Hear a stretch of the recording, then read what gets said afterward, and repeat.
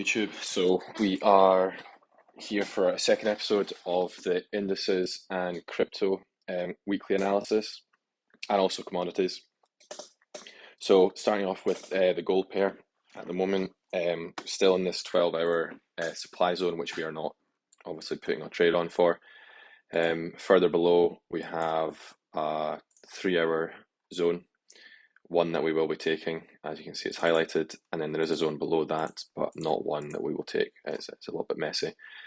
Below that again, there is a daily zone, which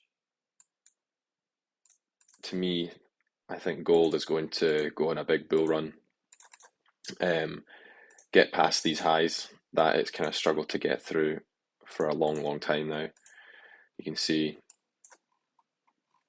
if I scroll, one high here in April of this year, another high here in May, and it's just struggling to actually break away. So I think we are potentially going to go on a big bull run soon. And then further below, more zones as well, demand zones. What is that? It's a 4-hour. So mark that one, 4-hour as well. Moving on to silver. In fact, well, we missed out the dollar index, so better go back and look at that. Only zones we've got, 4-hour zone below. That is worthwhile looking at and taking. Going to the hourly. Potentially here you'll get a bounce, but I don't think that's really one. I think it's kind of gone out of it, retested it, and then gone. Yeah, you can see it's kind of come out of it, retested, and then gone. So all the supply there has likely has been eaten up. Okay, so nothing really on the dollar index until a lot further down at 103.3, higher up as well at 105.593. Anything on the daily though? No true demand until a lot further down, but again, this has probably been retested before. So we'll move on to silver, or the silver market. Let's have a look here. 12-hour, nothing really that great. There's the daily zone below at 27.52. 7-hour, 6-hour, 4-hour. Could be something up here, but I don't really like that wick below. Oh, I've got a frog in my throat. Something in there anyway. Right, 2-hour. Nothing really that exciting or that's standing out. I mean, this is potentially a zone, but again, it's a little bit messy. 2-minute time frame. Well, no, this is a zone. Well, this is one to put on.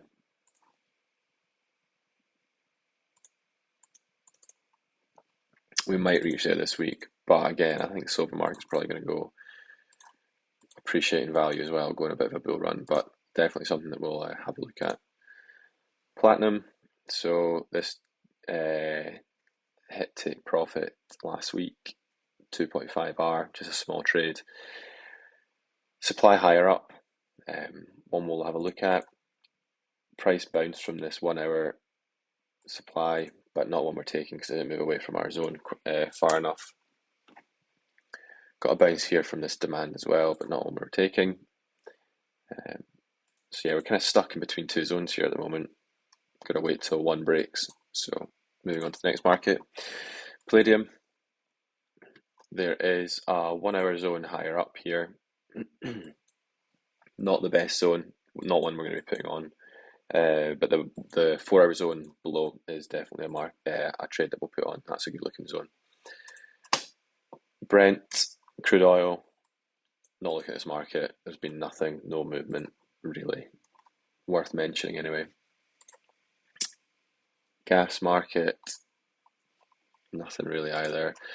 Going to the SP 500, there is potential for a zone right here on the hourly chart, but I can guarantee this has already been tested and not one that we're going to take. Yeah, so you can see sideways movement, retested, and then gone. Too choppy for us. Into the Nasdaq. Let's have a quick look look here. Again, I think this will be very, very similar to what we had on the S&P 500. Yeah, too choppy, not accelerate away from it fast enough, but we'll keep it on anyway, because it's something that it could bounce from. Well, actually, do you know what? If I go a little bit neater, price hasn't actually gone back to it, so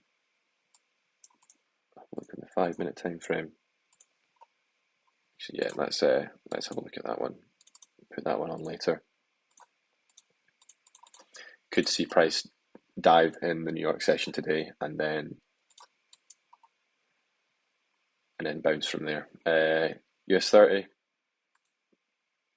pretty crappy looking. Nothing on the chart there.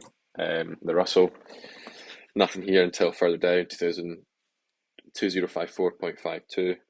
It's a good zone down below. Canadian index, potential to have a bounce here. Only issue is kind of tails kind of dragged down a little bit, but it does show you that there's a lot of orders in this area. So potentially, if we go into the 1 minute time frame, we could have a trade on this. Actually, yeah, this is a good area.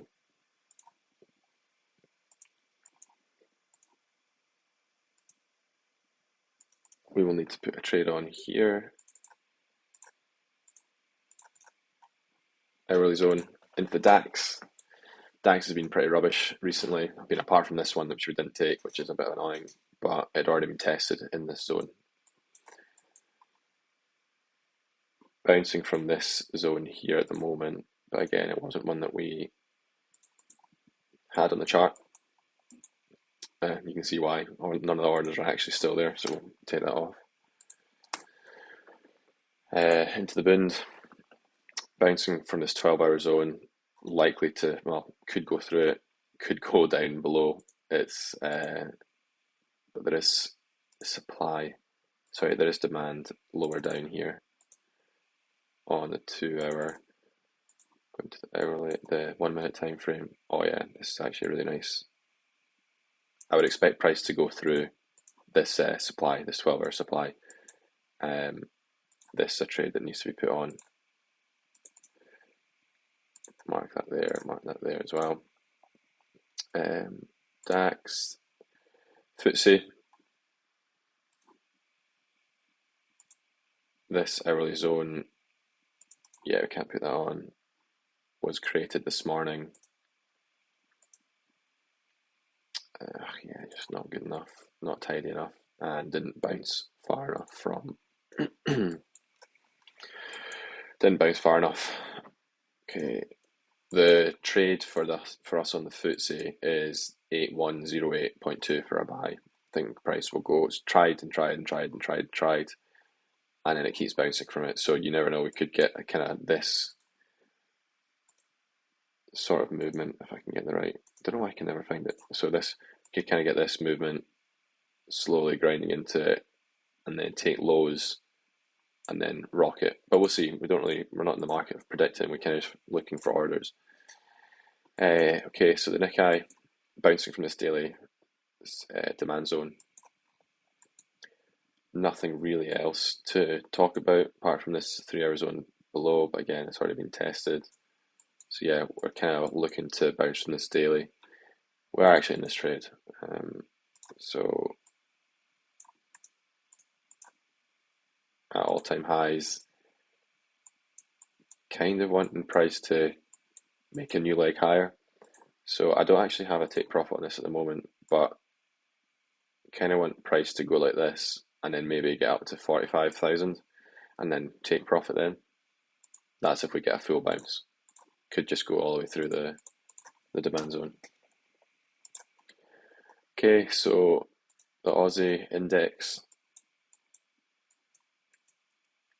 demand below, but it's already been eaten up. Prices returned into the zone. The next zone below is 4 hours. We're at an all-time high, so no supply at the moment. Euro, sort of the stocks, whatever it's called, 4-hour zone higher up. But again, these supply zones are they don't hold up very well in indexes because stocks are designed to go up. So they're normally better for take profit areas when you're in buys. Okay, so the French index kind of coming close to this supply zone again, not neat enough for us to take. Having price bounce off of this. Is this a demand? A daily? I think it's a daily. Yeah, daily zone. Hourly zone below. Again, it's probably not one we're going to take. It's kind of not the best because this whole area is the area of demand. It's just because it's squeezed into this area that it looks like it on the higher time frame. It's not one we're going to take. But again, if you want to take the supply above, well, actually, there's potentially supply here that we're coming into right now. Can't believe I've not had this marked on the chart actually.